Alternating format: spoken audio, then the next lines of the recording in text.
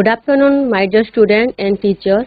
ମୁଁ ସସ୍ମିତା ସୁଶ୍ରୀ Sangeeta Patel Lambodar government high school Kundukela ସମସ୍ତଙ୍କୁ ଆଜିର ଇତିହାସ ଶିକ୍ଷାଦାନରେ ଏହି ଭର୍ଚୁଆଲ କ୍ଲାସରେ ସ୍ୱାଗତ। ପିଲାମାନେ ଆମେ ଆମର ଇତିହାସ ଯେପରି ଆମର ଐତିହାସିକ ଜିନିଷ ଗୁଡ଼ିକ ଆମ ପୂର୍ବପୁରୁଷ ମାନଙ୍କ ରହିଛନ୍ତି ଯେଉଁମାନେ କି ଆମ ସ୍ୱାଧୀନତା ଆଣିଦେଇଛନ୍ତି ସେମାନଙ୍କ ବିଷୟରେ ଆମେ ଯେଉଁ ପାଠ ପଢୁ ତାହାକୁ ଆମେ ଇତିହାସ ବୋଲି କହିଥାଉ। ଯାହା ସବୁ ଆମ ଅତୀତରେ ଘଟି ଯାଇଛି ତାର ଘଟଣାବଳୀକୁ ଆମେ ଇତିହାସ ବୋଲି କହିଥାଉ। ତ ଆମର ଯେଉଁ 10ମ କ୍ଲାସ ପର୍ଯ୍ୟନ୍ତ ପାଠରେ ଇତିହାସ ବହୁତ ମାନେ ଆବଶ୍ୟକ ରହିଛି, କାରଣ ଇତିହାସ ଆମେ ଆମ ପୂର୍ବପୁରୁଷ ଆମ ପଛ ଜିନିଷକୁ ଜାଣିବା ନାହିଁ ତାହେଲେ ଆଗକୁ ଆମେ ବଢିପାରିବା ନାହିଁ। ତ ପିଲାମାନେ ଆଜିର ଯେଉଁ ବିଷୟବସ୍ତୁରେ ମୁଁ ଆଣିଛି ତାକୁ ପଢିବା ଯିବା ପୂର୍ବରୁ ଆମେ ପ୍ରଥମେ ଛୋଟ ଭିଡିଓଟିଏ ଦେଖିନେବା, ତାପରେ ଆମେ ଆଗକୁ ଯିବା। ଯେଉଁ ବୀର ପୁରୁଷ ବା ମହାପୁରୁଷ ମଧୁସୂଦନ ଦାସଙ୍କ ଆମର ଉତ୍କଳ ଗୌରବ ମଧୁସୂଦନ ଦାସଙ୍କ ବିଭିନ୍ନ ତାଙ୍କର ଆହ୍ୱାନ ମୂଳକ ଗୀତ ଗୁଡିକ ସେ ଆହ୍ୱାନ କାହିଁକି ଦେଇଥିଲେ, ଆମେ କଣ ପାଇଁ ସେ ଆହ୍ୱାନ କରୁଥିଲେ, କଣ ପାଇଁ ଉତ୍କଳ ଜାତିକୁ ଚେଇଁବା ପାଇଁ କହୁଥିଲେ ନା ସେ ତାଙ୍କର ସ୍ୱପ୍ନ ଥିଲା ଯେ ଯେପରି ଆମର ଓଡିଆ ଭାଷାଭାଷୀ ଲୋକ କଣ ଥିଲା ନା ଅଧା ବଙ୍ଗରେ ଅଧା ଆନ୍ଧ୍ରରେ ମିଶିକି ଥିଲେ, ଯାହାକୁ ସେ ଦେଖିଲେ ବହୁତ ଦୁଃଖ ପ୍ରକାଶ କରିଥିଲେ ଓ ତାଙ୍କର ସ୍ୱପ୍ନ ଥିଲା ଯେ ସେ କିପରି ଭାବରେ ଗୋଟେ ସ୍ୱତନ୍ତ୍ର ଓଡିଶା ପ୍ରଦେଶ ଗଠନ କରିପାରିବେ। ତ ଆଜି ଆମର ବିଷୟବସ୍ତୁ ହେଲା ତୁମ ଇତିହାସ ବହିର ଦ୍ୱିତୀୟ ଅଧ୍ୟାୟ ଆମର ସ୍ୱତନ୍ତ୍ର ଓଡିଶା ପ୍ରଦେଶ ଗଠନ ର ଦ୍ୱିତୀୟ ପାଠ ଓ ଉତ୍କଳ ସମ୍ମିଳନୀର ଗଠନ ବିଷୟରେ ଆଜି ଆମେ ପଢିବା। ଆଜିର ବିଷୟକୁ ଆମେ କଣ କଣ ପଢିବା ନା ଉତ୍କଳ ସଭାର ଗଠନ, ଉତ୍କଳ ସମ୍ମିଳନୀର ଜନ୍ମ, ବଙ୍ଗ ଜାତୀୟ ସଭା, ଗଞ୍ଜାମ ଜାତୀୟ ସମିତି, ଏହାର ଗଠନରେ ଗଡଜାତ ରାଜା ମାନଙ୍କର ସହଯୋଗ, ଉତ୍କଳ ସମ୍ମିଳନୀର ପ୍ରଥମ ଅଧିବେଶନରେ ମଧୁସୂଦନ ଦାସଙ୍କ ଆହ୍ୱାନ ଓ ଉତ୍କଳ ସମ୍ମିଳନୀର ଅନ୍ୟାନ୍ୟ ଅଧିବେଶନ, ଉତ୍କଳ ସମ୍ମିଳନୀ ଓ ଜାତୀୟ କଂଗ୍ରେସର ମିଶ୍ରଣ, ତା ସାଙ୍ଗେ ସାଙ୍ଗେ ମଧୁବାବୁ କାହିଁକି ଉତ୍କଳ ସମ୍ମିଳନୀ ତ୍ୟାଗ କଲେ ତାହା ମଧ୍ୟ ପଢିବା ଓ ଉତ୍କଳ ସମ୍ମିଳନୀର ପୁନଃ ସଂଗଠନ କିପରି ହେଇପାରିଲା ଓ ମଧୁବାବୁଙ୍କର ସ୍ୱତନ୍ତ୍ର ଓଡିଶା ପ୍ରଦେଶ ଗଠନ କିପରି ସ୍ୱପ୍ନ ସାକାର ହେଲା ସେ ବିଷୟରେ ଆଜି ଆମେ ପଢିବା। ଆମେ ପ୍ରଥମେ ଦେଖିବା ଉତ୍କଳ ସଭାର ଗଠନ। ଆମର 1882 ଅଗଷ୍ଟ 16 ତାରିଖ ଦିନ ପିଲାମାନେ ଏମସିକ୍ୟୁ ବହୁତ ମାତ୍ରାରେ ଆସିଥାଏ, ତ ଆମେ ଧ୍ୟାନ ଦେବା ଟିକେ। ଆମର 1882 ଅଗଷ୍ଟ 16 ଓଡିଶାର ପ୍ରଥମ ସୁସଂଗଠିତ ରାଜନୈତିକ ଅନୁଷ୍ଠାନ ଭାବେ ଆମର ଉତ୍କଳ ସଭା ଗଠନ କରାଯାଇଥିଲା ଓଡିଶାରେ, ଯାହାର ସଭାପତି କରିଥିଲେ ଆମର ଚୌଧୁରୀ କାଶୀନାଥ ଦାସ ଆଉ ତାର ସମ୍ପାଦକ ଥିଲେ ଆମର ଗୌରୀଶଙ୍କର ରାୟ।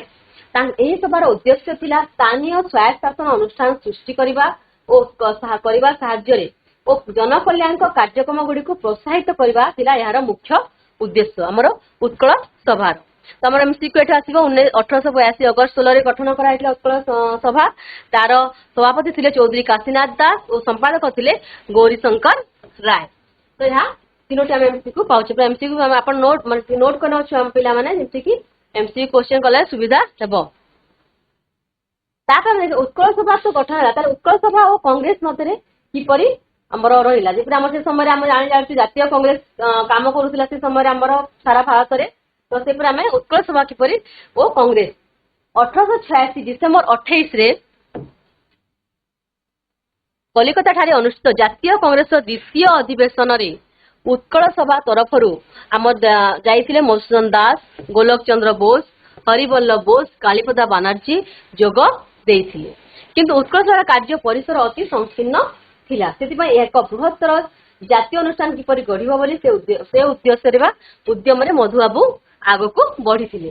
କାରଣ ଏତେ ଛୋଟ ସଂକୀର୍ଣ୍ଣ ପରିସରକୁ ନେଇ ଆମେ କେତେବେଳେ ବି ସ୍ୱତନ୍ତ୍ର ଓଡିଶା ପ୍ରଦେଶ ଗଠନ କରିପାରିବୁ ନାହିଁ ବୋଲି ସେ ବୁଝିପାରିଥିଲେ, ହୃଦୟଙ୍ଗମ କରିଥିଲେ। ତେଣୁ ସେ ଏକ ବୃହତ୍ତର ଜାତୀୟ ଅନୁଷ୍ଠାନ ପାଇଁ ଉଦ୍ୟମ ଆରମ୍ଭ କରିଥିଲେ। ଉତ୍କଳ ସମ୍ମିଳନୀର ଜନ୍ମ କିପରି ହେଲା, ପ୍ରଥମେ ଆମେ କିପରି ମଧୁବାବୁ କେଉଁ ଜିନିଷକୁ ଦେଖି ସେ ଅନୁପ୍ରାଣିତ ହେଇଥିଲେ, ତାପରେ ଉତ୍କଳ ସମ୍ମିଳନୀର ସ୍ୱପ୍ନ ଦେଖିଥିଲେ। ତ ପ୍ରଥମେ ଆମର ଥିଲା ବଙ୍ଗ ଜାତୀୟ ସଭାର ଗଠନ। ବଙ୍ଗଳାରେ ସାର୍ ସୁରେନ୍ଦ୍ରନାଥ ବାନାର୍ଜୀ, ମନକୁ ପିଲାମାନେ ଆମର ଏମସିକ୍ୟୁ ଆସିଥାଏ, ସାର୍ ସୁରେନ୍ଦ୍ରନାଥ ବାନାର୍ଜୀଙ୍କ ନେତୃତ୍ୱରେ ବଙ୍ଗ ଜାତୀୟ ସଭା ନାମକ ଏକ ଅନୁଷ୍ଠାନ ଗଢ଼ାଯାଇଥିଲା, ଯାହାର ଉଦ୍ଦେଶ୍ୟ ଥିଲା ବଙ୍ଗଳାର ବିଭିନ୍ନ ସମସ୍ୟା ବିଚାର କରି ନିଷ୍ପତ୍ତିକୁ ନେବା, ତାର ନିଷ୍ପତ୍ତି କରିପାରିବେ, ଯାହାକୁ ମଧୁବାବୁ ଏଥିରୁ ଆମର ଏହି ଯୋଉ ସମ୍ମିଳନୀ ଦେଖି ଉତ୍କଳ ସମ୍ମିଳନୀ ପାଇଁ ସେ ପ୍ରେରଣା ପାଇଥିଲେ। ସେ ଚାହିଁଥିଲେ ଆମେ ମଧ୍ୟ ଏପରି ଗୋଟେ ଯଦି ସମ୍ମିଳନୀ ଗଠନ କରିବା ତାହେଲେ ଆମେ ମଧ୍ୟ ଓଡିଶା ଭାଷୀ ଲୋକଙ୍କର ପ୍ରତ୍ୟେକ ସମସ୍ୟାର ସମାଧାନ କରିପାରିବା ବୋଲି ସେ ଅନୁପ୍ରାଣିତ ହୋଇଥିଲେ।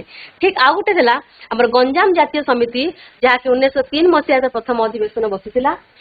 से श्रीराम थे खलिकोट राजा हरिहर मद्रास देवों प्रेरणा किसी ओडिया चिलिका ह्रद निकटस्थ रंभा ठारे मन पिला माने प्रथम थर आमर गंजाम जातीय समिति गठन कराई 1903 मसीह जार खलिकोट राजा हरिहर मद्रास प्रेरणा रंभा ठारे चिलिका गति रंभा ठारे एक सभा अनुष्ठान गठन करा जायतिला जार उद्देश्य थिला गंजाम और अन्य दक्षिणांचल जिला मानक तथा ओडिशार अन्य अंचल को एक शासनाधीन रखा उद्यम करवा यार उद्देश्य थिला। तो ये जो बंग जातीय सभा और गंजाम जातीय समिति दुईटी सभा दुईटी अनुष्ठान मधुबाबू को अत्यधिक मात्रा रे अनुप्राणित करथिला उत्कल सम्मेलन गठन पाई।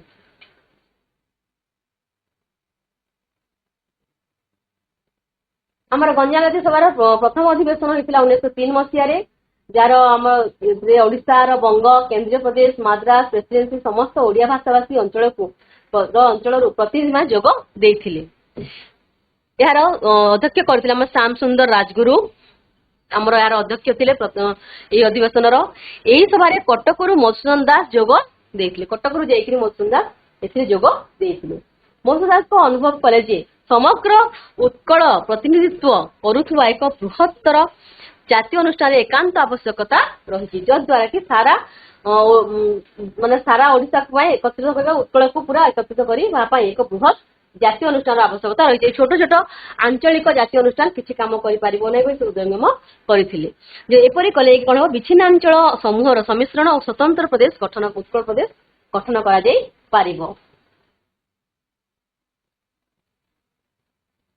तापर हम उत्कल सम्मेलन गोटे अनुष्ठान गठन किसी अर्थ दरकार तार सहयोग दरकार ठीक से समय गड़जात राजा माने सहयोग करते। उत्कल सम्मेलन गठन गड़जात राजा मान विभिन्न सहयोग जो मधुसूदन दास सक्रिय हो पारि।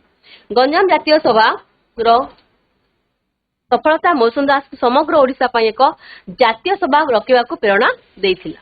एही पदक्षेप ग्रहण करने कनिका राजा नरेंद्र नारायण भंजदेव उत्साहित करथिले। एपरि एक जातीय सभा गठन कर बोली तांको कनिकार राजा हमर राजेंद्र नारायण भंजदेव तांको उत्साहित करते बा प्रोत्साहित देथिले।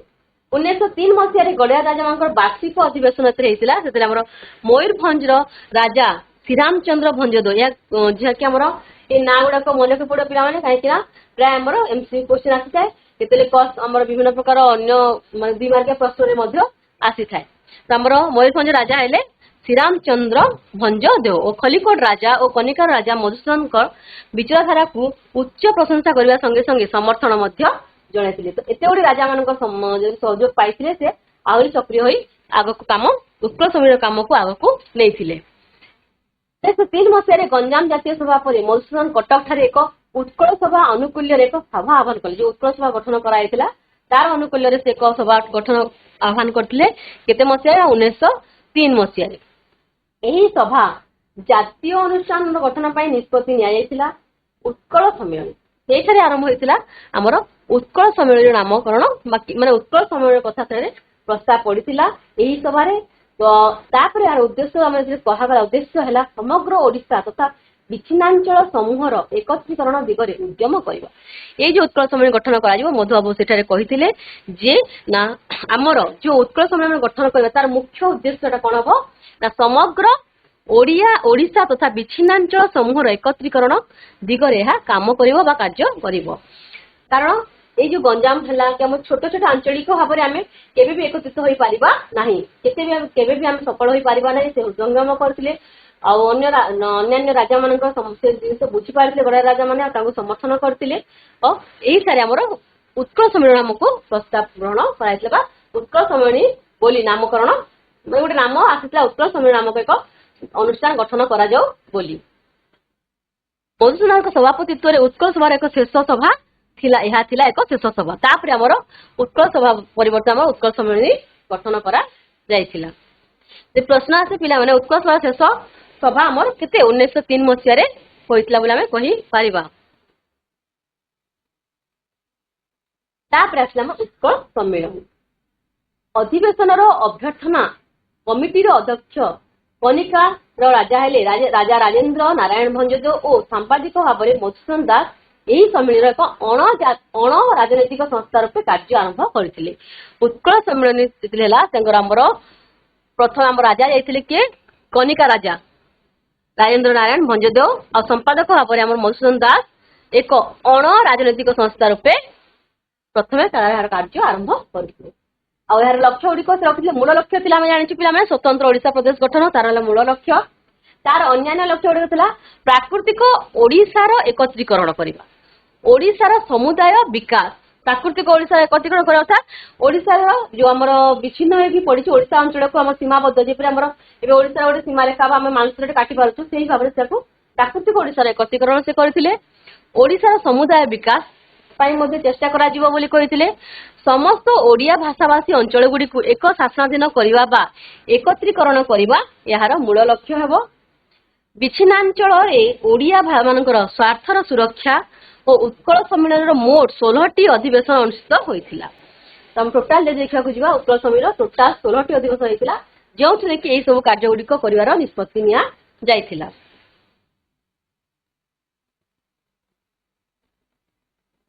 ଉତ୍କଳ ସମ୍ମିଳନୀର ପ୍ରଥମ ଅଧିବେଶନ ଆମର ଉତ୍କଳ ସଭା ଶେଷ ହେଲା ଆଉ ଉତ୍କଳ ସମ୍ମିଳନୀର ପ୍ରଥମ ଅଧିବେଶନ ବସିଥିଲା ସେଇ ବର୍ଷ 1903 ମସିହାରେ। 1903 ମସିହା ଡିସେମ୍ବର 30 ଓ 31 ଯାହା ହେଇଥିଲା କଟକରେ ହୋଇଥିଲା। ଏଇଟାକୁ ମନେ ରଖ ପିଲାମାନେ, ଆମର ଉତ୍କଳ ସମ୍ମିଳନୀର ପ୍ରଥମ ଅଧିବେଶନ କେବେ ଓ କେଉଁଠାରେ ହୋଇଥିଲା ପ୍ରଶ୍ନ ଆସେ। ତ ଆମର ଉତ୍ତର ହେବ ଉତ୍କଳ ସମ୍ମିଳନୀର ପ୍ରଥମ ଅଧିବେଶନ 1903 ମସିହା ଡିସେମ୍ବର 30 ଓ 31 ତାରିଖରେ କଟକଠାରେ ଅନୁଷ୍ଠିତ ହୋଇଥିଲା ବା କଟକଠାରେ ବସିଥିଲା। ଏଠାରେ ଆମର ମାଦ୍ରାସ, କେନ୍ଦ୍ରୀୟ ପ୍ରଦେଶ, ବଙ୍ଗଳାର ଓଡିଆ ପ୍ରତିନିଧି ମାନେ ତଥା ସେହି ଅଞ୍ଚଳର 30 ଜଣ ଗଡୟାତ ରାଜା ଯୋଗ ଦେଇଥିଲେ ଏହାର ପ୍ରଥମ ଅଧିବେଶନରେ। ସେ ରାଜା ଗୁଡିକ ହେଲେ ଆମର ଓଡିଶାର ଖଲିକୋଟ, କନିକା ଓ ମୟୂରଭଞ୍ଜ ରାଜା, ଢେଙ୍କାନାଳର ରାଜା ସୁରପ୍ରତାପ ମହେନ୍ଦ୍ର ବାହାଦୁର, କେନ୍ଦୁଝର ରାଜା ଧନୁର୍ଜୟ ନାରାୟଣ ଭଞ୍ଜଦେଓ, ଆଠଗଡର ରାଜା ବିଶ୍ୱନାଥ ବେବର୍ତ୍ତା ପଟ୍ଟନାୟକ ଆଉ ତାଳଚେର ରାଜା ହେଲେ ଆମର କିଶୋର ଚନ୍ଦ୍ର ହରିଚନ୍ଦ୍ର। ଏପରି ମାନେ କେତୋଟି ମୁଖ୍ୟ ରାଜା ଓ ଅନ୍ୟାନ୍ୟ ରାଜା ଏପରି 30ଟି ରାଜା ଆମର ଏଥିରେ ଯୋଗ ଦେଇଥିଲେ। ତା ବାହାରେ ରାଜାମାନଙ୍କ ବାହାରେ ଏଠାରେ ଆମର ଆହୁରି ଯୋଗ ଦେଇଥିଲେ ଅନେକ ଜମିଦାର, ଆଇନଜୀବୀ ଆମର ଓକିଲ ଗୁଡାକ, ସରକାରୀ କର୍ମଚାରୀ, ବ୍ୟବସାୟୀ, ଛାତ୍ରମାନେ ଆଦି ମଧ୍ୟ ଏଠାରେ ଏହି ସମ୍ମିଳନୀରେ ଯୋଗ ଦେଇଥିଲେ। କୋଲକାତାର ଅମୃତ ବାଜାର ପତ୍ରିକାର ସମ୍ପାଦକ ହେଲେ ମୋତିଲାଲ ଘୋଷ। ପିଲାମାନେ ଏହାର ପରୀକ୍ଷାରେ ଆମର ଆସେ ଏହି ଉତ୍କଳ ସମ୍ମିଳନୀ ବିଷୟରେ ଆମେ ପ୍ରଥମ ଥର ପାଇଁ ଅମୃତ ବଜାର ପତ୍ରିକାରେ ପ୍ରସ୍ତାବ ମାନେ ପତ୍ରିକାରେ ଆସିଥିଲା, ଛପା ହେଇଥିଲା। ଅମୃତ ବଜାର ପତ୍ରିକା କିଏ କରିଥିଲେ ନା ଆମର ମୋତିଲାଲ ଘୋଷ ବୋଲି ଆମେ ଜାଣିବା କଥା। ପ୍ରଥମ ଅଧିବେଶନର ଯେ ସଭାପତି ଥିଲେ ଆମର ମୟୂରଭଞ୍ଜ ରାଜା ଶ୍ରୀରାମଚନ୍ଦ୍ର ଭଞ୍ଜଦେଓ। ଏହା ମଧ୍ୟ ଆମର MCQ ଆସିଥାଏ, ମନେ ରଖ। ଉତ୍କଳ ସମ୍ମିଳନୀର ପ୍ରଥମ ଅଧିବେଶନର ରାଜା ଥିଲେ ସଭାପତି ଥିଲେ ମୟୂରଭଞ୍ଜ ରାଜା ଶ୍ରୀରାମଚନ୍ଦ୍ର ଭଞ୍ଜଦେଓ। ଅଧିବେଶନର ସମସ୍ତ କାର୍ଯ୍ୟ ଓ ଓଡିଆ ଭାଷାରେ ପରିଚାଳିତ ହୋଇଥିଲା। ଏଥିରେ ଆମର ମୁଖ୍ୟ ପଦକ୍ଷେପ ନିଆଯାଇଥିଲା ଓଡିଶାର କଳା ଓ ସାହିତ୍ୟର ଉନ୍ନତି ସମ୍ପର୍କିତ ଏକ ପ୍ରସ୍ତାବ ଗୃହୀତ ହୋଇଥିଲା। ରିସେଲ ସାର୍କୁଲାରକୁ ଅନୁମୋଦନ ମଧ୍ୟ କରାଯାଇଥିଲା। ଆମର ଏହାର ମୁଖ୍ୟ ପଦକ୍ଷେପ ନିଆଯାଇଥିଲା ଏହି ସଭାରେ। ଆମର କିଏ କରିଥିଲେ, କେଉଁମାନେ ଯୋଗ ଦେଇଥିଲେ, ଅମୃତ ବଜାର ପତ୍ରିକାର ଆମର ସମ୍ପାଦକ କିଏ ଆଉ ଆମର ସଭାପତି କିଏ ଥିଲେ, ଆମେ ଏତେ ଜିନିଷ ମନେ ରଖିବା। ତାପରେ ଦେଖିବା ପ୍ରଥମ ଅଧିବେଶନରେ ମଧୁସୂଦନ ଦାସ ଆହ୍ୱାନ। ସେ କଣ ଆହ୍ୱାନ କରିଥିଲେ, ଓଡିଆ ଜାତିକୁ ସେ କଣ ଆହ୍ୱାନ କରିଥିଲେ ତାହା ମଧ୍ୟ ଆମେ ଦେଖିବା। ସବୁ ଓଡିଆ ଭାଇ ମାନଙ୍କୁ ଉତ୍କଳ ସମ୍ମିଳନୀର ମହାସିନ୍ଧୁରେ ନିଜର ପ୍ରାଣବିନ୍ଦୁ ମିଶାଇ ଦେବା ପାଇଁ ଆହ୍ୱାନ ଦେଇଥିଲେ ମଧୁସୂଦନ ଦାସ। ଉତ୍କଳୀୟ ହେବାର ସବୁବେଳେ କହୁଥିଲେ ଆମେ ଉତ୍କଳ ବୋଲି କିପରି କହିବା, ଆମେ ଓଡିଆ ବୋଲି ଆମେ କିପରି ଜାଣିଛୁ। ଯଦି ଆମର କୌଣସି ଅସ୍ତିତ୍ୱ ନାହିଁ, ଆମର କୌଣସି ଜନ୍ମଭୂମି ନାହିଁ, ତାହେଲେ ଆମେ ନିଜକୁ ଓଡିଆ ବୋଲି କହିପାରିବା ନାହିଁ। ତେଣୁ ସେ ସେଥିପାଇଁ ଓଡିଆ ଭାଇ ମାନଙ୍କୁ ହିଁ ମୁଖ୍ୟତଃ ଆହ୍ୱାନ ଦେଇଥିଲେ। ସେ କହିଥିଲେ ଯେ ଆମେ ଆମକୁ ମହାସିନ୍ଧୁରେ ନିଜର ପ୍ରାଣବିନ୍ଦୁକୁ ମିଶାଇ ଦେବା ପାଇଁ ସେ ସମସ୍ତଙ୍କୁ ଆହ୍ୱାନ ଦେଇଥିଲେ। ସେ ଉତ୍କଳୀୟ ହେବାର ମାନେ ଲୋକମାନଙ୍କୁ ବୁଝାଉଥିଲେ ଯେ ଉତ୍କଳୀୟ କେବଳ ଓଡିଆ ଭାଷାଭାଷୀ ମାନଙ୍କୁ ବୁଝାଏ ନାହିଁ। ଓଡିଶା ଯେଉଁମାନଙ୍କର ଜନ୍ମଭୂମି କର୍ମଭୂମି ସେମାନେ ସମସ୍ତେ ମଧ୍ୟ ଉତ୍କଳୀୟ। ଖାଲି ଆମେ ଓଡିଆ ଭାଷା କହିଥିଲେ ଯେ ଆମେ ଉତ୍କଳୀୟ ତାହା ନୁହେଁ। ଯେଉଁମାନେ ଆମେ ଉତ୍କଳ ଜନ୍ମ ନେଇଛୁ, ଯାହାର କର୍ମଭୂମି ହଉଛି ଉତ୍କଳ, ସେମାନେ ମଧ୍ୟ ଉତ୍କଳୀୟ ବୋଲି ଗଣନାରେ ଆସିବେ ବୋଲି ସେ ସମସ୍ତଙ୍କୁ ବୁଝାଉଥିଲେ। ତେଣୁ ଭାଷାଗତ ପାର୍ଥକ୍ୟ ଆମର ଏଠି ରହିବା ଉଚିତ ନୁହେଁ ବୋଲି ସେ କହିଥିଲେ। ଆଉ କଣ କହିଥିଲା, ସେ ସାମ୍ପ୍ରଦାୟିକ ବିଦ୍ୱେଷ ଭାବ ମଧ୍ୟ ଭୁଲି ଉତ୍କଳର ଉନ୍ନତି ପାଇଁ ସମସ୍ତ ଉତ୍କଳବାସୀ ଏକଜୁଟ ହେବା ଆବଶ୍ୟକ ବୋଲି ସେ ଆହ୍ୱାନ ଦେଇଥିଲେ। ସେଇଥିରେ ସେ ଆଉ କଣ କହିଥିଲା, ଏଥିପାଇଁ ତାଙ୍କୁ ବାଲେଶ୍ୱର ରାଜା ବୈକୁଣ୍ଠ ଦେ ବାହାଦୁର, ପିଲାମାନେ ବାଲେଶ୍ୱର ରାଜା ହଉଛନ୍ତି ଆମର ବୈକୁଣ୍ଠ ଦେ ବାହାଦୁର, ଗୋଟିଏ ପ୍ରସ୍ତାବ ଆଗତ କରିଥିଲେ ଯେ ଏହି ପ୍ରସ୍ତାବଟିକୁ ଅନୁମୋଦନ କରି ମଧୁସୂଦନ ମାତୃ ସେବାରେ ବ୍ରତୀ ହୋଇ ଆତ୍ମଗର୍ବ ଓ ସ୍ୱାର୍ଥପରତା ତ୍ୟାଗ କରିବା ପାଇଁ ଉତ୍କଳୀୟ ମାନଙ୍କୁ ଆହ୍ୱାନ ଦେଇଥିଲେ।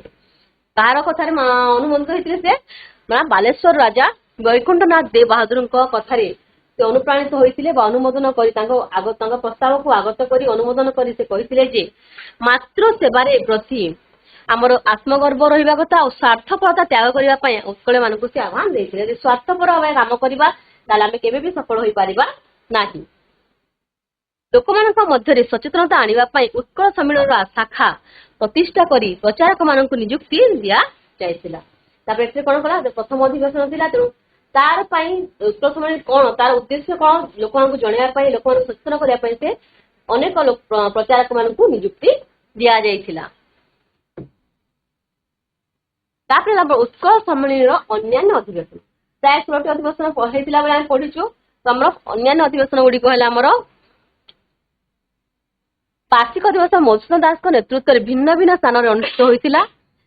ଅଷ୍ଟମ ଅଧିବେଶନ ହେଇଥିଲା ଆମର 1912 ଏପ୍ରିଲ 6 ଓ 7 ବ୍ରହ୍ମପୁର ଠାରେ ହେଇଥିଲା। ଏଠାରେ ଆମର ବିହାର ଓ ଓଡିଶା ପ୍ରଦେଶର ଗଠନକୁ ମଧୁବାବୁ ବିରୋଧ କରିଥିଲେ। ଦଶମ ଅଧିବେଶନ ହେଇଥିଲା 1914 ଡିସେମ୍ବର 26-27 ରେ ପାରଳାଖେମୁଣ୍ଡି ଠାରେ ହେଇଥିଲା, ଯାହାର ଅଧ୍ୟକ୍ଷ ଥିଲେ ଜୟପୁରର ମହାରାଜ ବିକ୍ରମ ଦେବ ବର୍ମା। ଏହା ମଧ୍ୟ ଆମର ଏମସିକ୍ୟୁ କ୍ୱେଶ୍ଚନ ପ୍ରାୟ ଆସିଥାଏ ଦଶମ ଅଧିବେଶନ ବିଷୟରେ। ଆମ ଦଶମ ଅଧିବେଶନ ହେଇଥିଲା 1914 ଡିସେମ୍ବର 26-27 ରେ ପାରଳାଖେମୁଣ୍ଡିରେ ହେଇଥିଲା, ଯାହାର ସଭାପତି କରିଥିଲେ ଅଧ୍ୟକ୍ଷ ଥିଲେ ଆମର ଜୟପୁରର ମହାରାଜ ବିକ୍ରମ ଦେବ ବର୍ମା। ଯାହାର ମୁଖ୍ୟ ସଭାର ଦଶମ ଅଧିବେଶନର ମୁଖ୍ୟ ଉଦ୍ଦେଶ୍ୟ ଥିଲା ପୂର୍ଣ୍ଣାଙ୍ଗ ଓଡିଶା ଗଠନ ପାଇଁ ସୀମା ନିର୍ଦ୍ଧାରଣ। ଏହି ଅଧିବେଶନ ଦଶମ ଅଧିବେଶନରେ କରାଯାଇଥିଲା ନା ଓଡିଶାର ସୀମା ଗଠନ କିପରି କରାଯିବ ଆଉ ପୂର୍ଣ୍ଣାଙ୍ଗ ଓଡିଶା ଗଠନ ହେବ ବୋଲି ସେ ଏଥିରେ ପ୍ରସ୍ତାବ କରିଥିଲେ। ଏହାର କାର୍ଯ୍ୟକାରୀ ପାଇଁ ସେ ପଦକ୍ଷେପ ନେଇଥିଲେ। ଉତ୍କଳ ସମ୍ମିଳନୀ ତରଫରୁ ମଣ୍ଟେଗୁ ଚେମ୍ସଫୋର୍ଡଙ୍କୁ ଦାବିପତ୍ର ଦିଆଯାଇଥିଲା। 1917 ଡିସେମ୍ବର 11 ଉତ୍କଳ ସମ୍ମିଳନୀ ତରଫରୁ ମଧୁବାବୁଙ୍କ ନେତୃତ୍ୱରେ ମଣ୍ଟେଗୁ ଚେମ୍ସଫୋର୍ଡଙ୍କୁ କଲିକତା ଠାରେ ଏକ ଦାବିପତ୍ର ଦିଆଯାଇଥିଲା। ପ୍ରଶ୍ନ ଆସିପାରେ, ଉତ୍କଳ ସମ୍ମିଳନୀ ତରଫରୁ କେବେ ମଣ୍ଟେଗୁ ଚେମ୍ସଫୋର୍ଡଙ୍କୁ ଦାବିପତ୍ର ଦିଆଯାଇଥିଲା, ନା 1917 ଡିସେମ୍ବର 11 ରେ ଦିଆଯାଇଥିଲା। 1918 ଡିସେମ୍ବରରେ ସ୍ୱତନ୍ତ୍ର ଅଧିବେଶନ ଗଠନ କରାଗଲା। ଆଉଥରେ ଅଧିବେଶନ ହେଲା ଯେଉଁଥିରେ କି ଆମର ମଣ୍ଟେଗୁ ଚେମ୍ସଫୋର୍ଡଙ୍କୁ ଖସଡାରେ ଓ ଓଡିଶାର ବିଚ୍ଛିନ୍ନାଞ୍ଚଳ ଏକତ୍ରୀକରଣ ପାଇଁ କୌଣସି ଯୋଜନା ଉଲ୍ଲେଖ କରାଯାଇ ନଥିବାରୁ ଏହାର ଦୃଢ ନିନ୍ଦା କରାଗଲା। ଯେତେବେଳେ ଆମର ମଣ୍ଟେଗୁ ଚେମ୍ସଫୋର୍ଡ ଯୋଜନା ଆରମ୍ଭ ହେଲା ବା ତାଙ୍କ ପଢା ହେଇଥିଲା, ସେ ସମୟରେ ଯୋଉ ଆମେ ଦାବିପତ୍ର ଦେଇଥିଲେ ଓଡିଶାର ବିଚ୍ଛିନ୍ନାଞ୍ଚଳକୁ ଏକତ୍ରିତ କରିବା ପାଇଁ, ତାହାର କୌଣସି ଆଲୋଚନା ନଥିବାରୁ, ତାହା ପାଇଁ କୌଣସି ଉଲ୍ଲେଖ ନଥିବାରୁ ଏହାକୁ ଦୃଢ ନିନ୍ଦା କରିଥିଲେ ଉତ୍କଳ ସମ୍ମିଳନୀର ସଭ୍ୟମାନେ। ଉତ୍କଳ ସମ୍ମିଳନୀ ଓ ଜାତୀୟ କଂଗ୍ରେସର ମିଶ୍ରଣ ମଧୁବାବୁଙ୍କ ଉତ୍କଳ ସମ୍ମିଳନୀକୁ ତ୍ୟାଗ, ସେ କାହିଁକି ତ୍ୟାଗ କରିଥିଲେ ସେ ବିଷୟରେ ଆମେ ଦେଖିବା। ଯେତେବେଳେ ଆମର ଅସହଯୋଗ ଆନ୍ଦୋଳନ ଆରମ୍ଭ ହେଲା 1920 ମସିହାରେ, ମହାତ୍ମା ଗାନ୍ଧୀଙ୍କ ଆହ୍ୱାନରେ ନିଷ୍ଫଳ ଭାରତ ଜାତୀୟ କଂଗ୍ରେସ ଅସହଯୋଗ ଆନ୍ଦୋଳନ ଆରମ୍ଭ ହେଲା। 1921 ଠାରୁ ଅସହଯୋଗ ଆନ୍ଦୋଳନ ଜୋର ଜୋରରେ ଚାଲିଥିଲା। ଉତ୍କଳ ସମ୍ମିଳନୀ ଓ ଜାତୀୟ କଂଗ୍ରେସର ମିଶ୍ରଣ ହେବା ଦ୍ୱାରା ପଣ୍ଡିତ ଜଗବନ୍ଧୁ ଦାସ ଓ ଅନ୍ୟ କଂଗ୍ରେସ ନେତାମାନେ ଭାବିଲେ ଯେ ଅସହଯୋଗ ଆନ୍ଦୋଳନ ଦ୍ୱାରା ହିଁ ଉତ୍କଳ ସମ୍ମିଳନୀର ମୂଳ ଲକ୍ଷ୍ୟ ପୂରଣ ହୋଇପାରିବ, ଯାହାକୁ କି ମଧୁବାବୁ ନିନ୍ଦା କରିଥିଲେ ବା ଆଦୌ ପସନ୍ଦ କରିନଥିଲେ। ଗୋପବନ୍ଧୁ ଦାସଙ୍କ ଏହି କଥାକୁ ବା ଏହି ପ୍ରସ୍ତାବକୁ ସେ ମାନି ନଥିଲେ। କିନ୍ତୁ 1920 ମସିହାରେ ସିଂହଭୂମି ଜିଲ୍ଲାର ଚକ୍ରଧରପୁରଠାରେ ଅନୁଷ୍ଠିତ ହୋଇଥିଲା ଉତ୍କଳ ସମ୍ମିଳନୀର ଅଧିବେଶନ। 1920 ମସିହାରେ କେଉଁଠାରେ ହେଇଥିଲା, ନା ଆମର ସିଂହଭୂମି ଜିଲ୍ଲାର ଚକ୍ରଧରପୁରଠାରେ ଅନୁଷ୍ଠିତ ହୋଇଥିଲା। ଏହି ସମ୍ମିଳନୀରେ କଂଗ୍ରେସର ଲକ୍ଷ୍ୟ ଓ ଆଦର୍ଶକୁ ଗ୍ରହଣ କରିନେଇଥିଲା ଉତ୍କଳ ସମ୍ମିଳନୀ। ଏହା ଫଳରେ ଉତ୍କଳର ଅର୍ଥାତ୍ ଓଡିଶାର ବିଚ୍ଛିନ୍ନାଞ୍ଚଳ ସମୂହର ମିଶ୍ରଣ ଓ ଏକ ସ୍ୱତନ୍ତ୍ର ଉତ୍କଳ ପ୍ରଦେଶ ଗଠନ ହୋଇପାରିବ ବୋଲି ଭାବିଥିଲେ। 1920 ମସିହାରେ ସିଂହଭୂମି ଜିଲ୍ଲାର ଚକ୍ରଧରପୁରଠାରେ ଅନୁଷ୍ଠିତ ଉତ୍କଳ ସମ୍ମିଳନୀର ଅଧିବେଶନରେ ଉତ୍କଳ ସମ୍ମିଳନୀ କଂଗ୍ରେସର ଲକ୍ଷ୍ୟ ଓ ଆଦର୍ଶକୁ ଗ୍ରହଣ କରାଯାଇଥିଲା। ଆମର ଉତ୍କଳ ସମ୍ମିଳନୀ ଅସହଯୋଗ ଆନ୍ଦୋଳନର ଲକ୍ଷ୍ୟକୁ ତାର ଆଦର୍ଶକୁ ଯଦି ଗ୍ରହଣ କଲା ତାହେଲେ ଆମର ସେମାନେ ଭାବୁଥିଲେ କି ଆମର ମଧ୍ୟ ତାଙ୍କ ଆଦର୍ଶ ପୂରଣ ହଉ ଆମର ଉତ୍କଳ ସମୟରେ ଯୋଉ ସ୍ୱତନ୍ତ୍ର ଓଡ଼ିଶା ପ୍ରଦେଶ ଗଠନ ଅଛି ତାହା ମଧ୍ୟ ମାନେ ପୂର୍ଣ୍ଣ ହେବ ବୋଲି ସେମାନେ ଭାବିଥିଲେ। ସମୟ ଏକ ପ୍ରକାର କଂଗ୍ରେସ ସହିତ ମିଶିଗଲା ପରେ ଏହାର ସ୍ୱତନ୍ତ୍ର ସତ୍ତା ଲୋପ ପାଇଲା। ଏହା ହୃଦୟଙ୍ଗମ କଲେ ମଧୁସୂଦନ ଦାସ ହୃଦୟଙ୍ଗମ କଲେ ଉତ୍କଳ ସମୟରେ ଯଦି କଂଗ୍ରେସ ସହିତ ମିଶି ଯାଉଛି ତାହେଲେ ତାର ନିଜର ସତ୍ତା ତାର ନିଜର ଯୋଉ ସତ୍ତା ରହିଲା ତାହା ଲୋପ ପାଇଯିବ, ସେ ଜାତୀୟ କଂଗ୍ରେସର ଏକ ଅଙ୍ଗ ହୋଇ ରହିଯିବ। ମଧୁବାବୁ ଅସହଯୋଗ ଆନ୍ଦୋଳନର ବିରୋଧୀ ଥିଲେ, ତେଣୁ ସେ ଉତ୍କଳ ସମ୍ମିଳନୀ ସହ ସମସ୍ତ ସମ୍ପର୍କକୁ ତୁଟାଇ ଦେଇଥିଲେ। ଏହି କାରଣରୁ ସେ ଉତ୍କଳ ସମ୍ମିଳନୀକୁ ସେ ତ୍ୟାଗ କରିଥିଲେ। ଉତ୍ତର ପ୍ରଦେଶ ଗଠନ ହୋଇପାରିବ ନାହିଁ ବୋଲି ହୃଦୟଙ୍ଗମ କଲେ। ଆଉ ତାର ସତ୍ତା ଯଦି ଲୋପ ପାଇଯିବ ତାହେଲେ ଜାତୀୟ କଂଗ୍ରେସର ହିସାବରେ ହିଁ ଉତ୍କଳ ସମ୍ମିଳନୀକୁ ଚଳିବାକୁ ପଡିବ। ସମ୍ମିଳନୀ ଏକ ପ୍ରକାର କଂଗ୍ରେସ ସହିତ ମିଶିଗଲା ଓ ଏହାର ସ୍ୱତନ୍ତ୍ର ସତ୍ତା ଲୋପ ପାଇଲା। ମଧୁବାବୁ ଉତ୍କଳ ସମ୍ମିଳନୀ ତ୍ୟାଗ କରିଦେଇଥିଲେ। ଆଉ ମଧୁବାବୁ ଅସହଯୋଗ ଆନ୍ଦୋଳନର ବିରୋଧୀ ଥିଲେ, ତେଣୁ ସେ ଉତ୍କଳ ସମ୍ମିଳନୀ ସହିତ ସମ୍ପର୍କ ତୁଟାଇ ଦେଇ ଚାଲି ଯାଇଥିଲେ। ହେଲେ ମଧୁବାବୁ ଚାଲିଗଲେ ତ ଉତ୍କଳ ସମ୍ମିଳନୀ ମାନେ ତାର ଆଦର୍ଶକୁ ସେ ହରେଇ ବସିଥିଲା।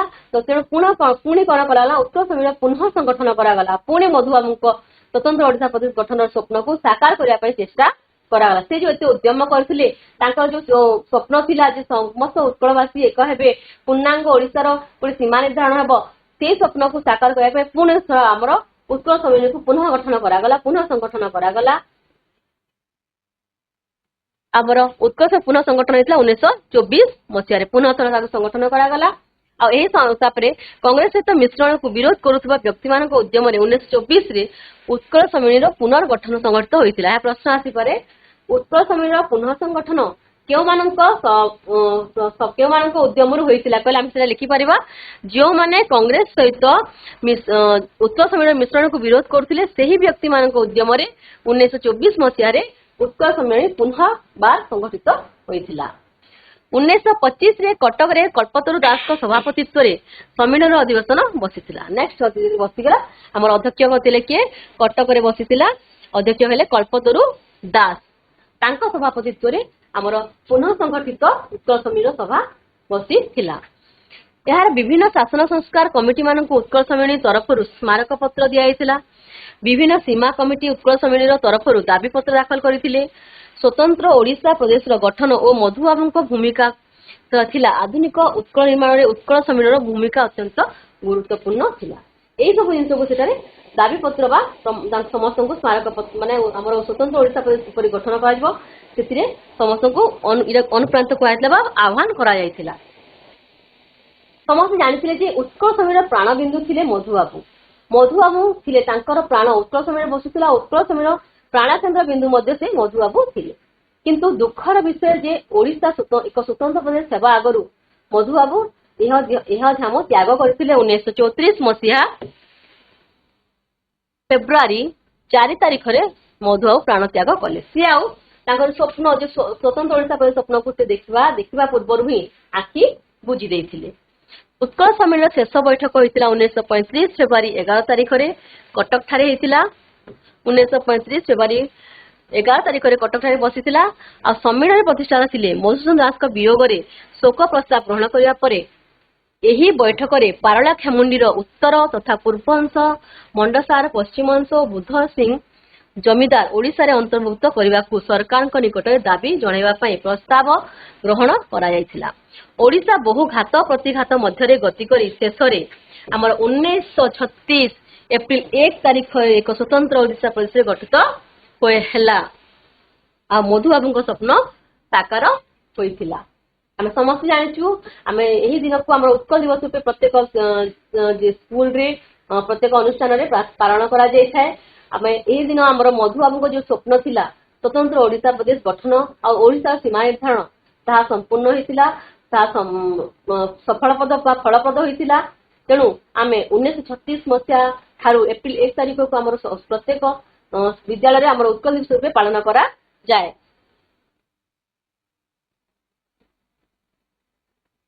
ଏଇ ଯୋଉ ମଧୁବାବୁଙ୍କ ଆମର ଯୋଉ ଆଜିର ବିଷୟବସ୍ତୁ ଥିଲା ଉତ୍କଳ ସମ୍ମିଳନୀର ଗଠନ କିପରି ହେଇଥିଲା, ଆଉ ସେଠି ଯୋଉ ଦେଖିଥିବା ମଧୁବାବୁଙ୍କ ସ୍ୱପ୍ନ କିପରି ଘାତ ପ୍ରତିଘାତ सही किपरि विभिन्न प्रकार आंदोलन सम्मुखीन होई किपरि तार समस्त प्रकार उद्यम चलाई लोक ओडिया जाति को से विभिन्न प्रकार गीत रे कथारे आह्वान करुले किपरि माने उत्कल पुआ मान शोई पुआ उठा कहते सब विषय कहला यही सब उद्यम चलला आमर 1936 मसीह आमर स्वप्न उत्कल स्वतंत्र उत्कल प्रदेश गठन स्वप्न साकार होता आम समस्ते उत्कलिया बोली आम निजको आमर घोषणा कर पारिलु बोली यह मोर आज विषय वस्तु बर्तमान आम जहाँ सब पढ़िले सब प्रश्नावली माध्यम आलोचना करवा आशा कर जो पाठ बहुत माने एमसीक्यू क्वेश्चन आसी थाए आमर 2 मार्किया प्रश्न प्राय यही पाठ माने यही जो अध्याय अच्छी टोटाल अध्याय विभिन्न स्थान में विभिन्न नामकरण अच्छी मसीहा गुड़िक मन रखे पड़ो आमको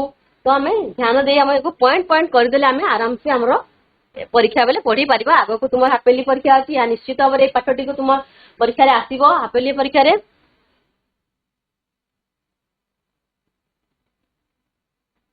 आज प्रश्नावली प्रथम प्रश्न है उत्कल सम्मिलनी प्रतिष्ठाता किए थिले Gopabandhu Das Madhusudan Das Sriramchandra Bhanj Maharaj Krishnachandra option B option B very good आमर उत्कल सम्मेलन प्रतिष्ठा आसिले आमर Madhusudan Das very good next तृतीय प्रश्न है आमर किए गंजाम जातीय समिति नाम एक अनुष्ठान गठन कले किशोर चंद्र हरिचंदन ऑप्शन बी हसी Harihar Mardaraj option C option option C C option C option C very good आमर कहला द्वितीय प्रश्न उत्तर है आमर हरिहर मर्दरा जे कि गंजाम जातीय समिति नाम एक अनुष्ठान गठन करथिले वेरी गुड नेक्स्ट उत्कल सभार प्रथम सभापति किए थिले भगवती महापात्र नीलकंठा दास गोपबंधु दास चौधरी काशीनाथ दास चौधरी काशीनाथ दास वेरी गुड आमर काशीनाथ दास वेरी गुड आमर उत्कल सभार प्रथम सभा होता सभापति थिले चौधरी काशीनाथ दास वेरी गुड नेक्स्ट प्रश्न अमृत बाजार पत्रिकार संपादक किए थिले मोतीलाल घोष अरविंद घोष शिशिर कुमार घोष और Barindra Kumar Ghosh Motilal Ghosh option A Motilal Ghosh option A very good Kalikata Amrita Bazar पत्रिकार संपादक थिले मोतीलाल घोष जो कि उत्कल सम्मेलन विषय बंग जातीय सभा विषय पत्रिका गुड़िक आसूला नेक्स्ट उत्कल सम्मेलन प्रथम अधिवेशन में किए सभापतित्व करथिले सूर्यप्रताप महेंद्र बहादुर किशोर चंद्र हरिचंदन श्रीरामचंद्र भंज विश्वनाथ वर्ता वेरी गुड आमर प्रथम उत्कल सम्मेलन प्रथम अधिवेशन में श्रीरामचंद्र भंज तो आमर सभापतित्व करथिले वेरी गुड नेक्स्ट प्रश्न कहा नेतृत्व में बंग जातीय सभा गठित होइथिला रमेश चंद्र बनर्जी सुरेंद्रनाथ बनर्जी गोपाल कृष्ण गोखले रमेश ठीक हो देखो वेरी गुड आम सुरेंद्रनाथ बनर्जी अध्यक्षतार नेतृत्व में आम बंग जातीय सभा गठित होता जहाँकि मधुबाबू को आमर उत्कल सम्मेलन माने प्रेरणा देथिला नेक्स्ट प्रश्न 1920 उत्कल सम्मेलन अधिवेशन केउठारे अनुष्ठित होइथिला ब्रह्मपुर रसुलगोंडा चक्रधरपुर पुरी वेरी गुड आमर 1920 मसीह आमर उत्कल सम्मेलन अधिवेशन चक्रधरपुर ठारे आमर अनुष्ठित होइथिला नेक्स्ट केउ दिन उत्कल सम्मेलन शेष बैठक बसिथिला 1934 अगस्त 6 1933 October 8 1935 February 11 1935 February 11 option number D Madhubabu मृत्यु परे 1935 फेब्रुआरी 11 रे आमर उत्कल सम्मेलन शेष बैठक बसिथिला नेक्स्ट प्रश्न उत्कल सम्मेलन 10म अधिवेशन रे की अध्यक्षता करथिले विश्वनाथ देववर्ता विक्रम देव वर्मा राजेंद्र नारायण भंजदेव और धनुर्जय नारायण भंजदेव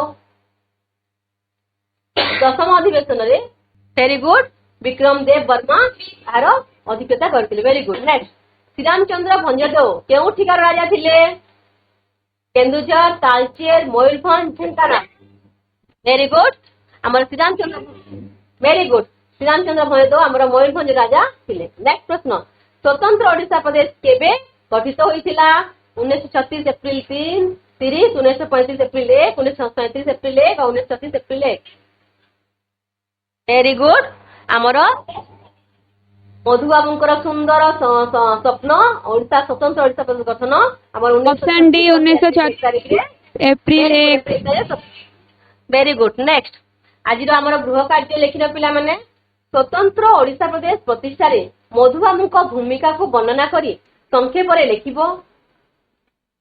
ଆଉ ଏହି ଗୃହ କାର୍ଯ୍ୟକୁ କରି ତମେ ତୁମର ଯୋଉ ଇତିହାସ ଶିକ୍ଷକ ଶିକ୍ଷକ ଥିବେ ତାଙ୍କ ଠାରୁ କରେକ୍ସନ କରେଇ ନେବ ବିଭିନ୍ନ ପତ୍ର ପତ୍ରିକା ପଢି ମଧ୍ୟ ତୁମେ ଉଦାହରଣ ଦେଇକି ଲେଖିପାରିବ ଖାଲି ବହି ଭିତରୁ ଲେଖିବା କିଛି ନାହିଁ ବାହାରୁ ମଧ୍ୟ ମଧୁବାବୁଙ୍କ ବିଷୟରେ ଅନେକ ବହି ଅଛି ଅନେକ ପତ୍ର ପତ୍ରିକା ବାହାରିଛି ଅନେକ କିମ୍ବଦନ୍ତୀ ମାନ ଗୁଡାକ ମଧ୍ୟ ଅଛି ସବୁକୁ ନେଇକି ତମେ ଏଠାରେ ଲେଖିପାରିବ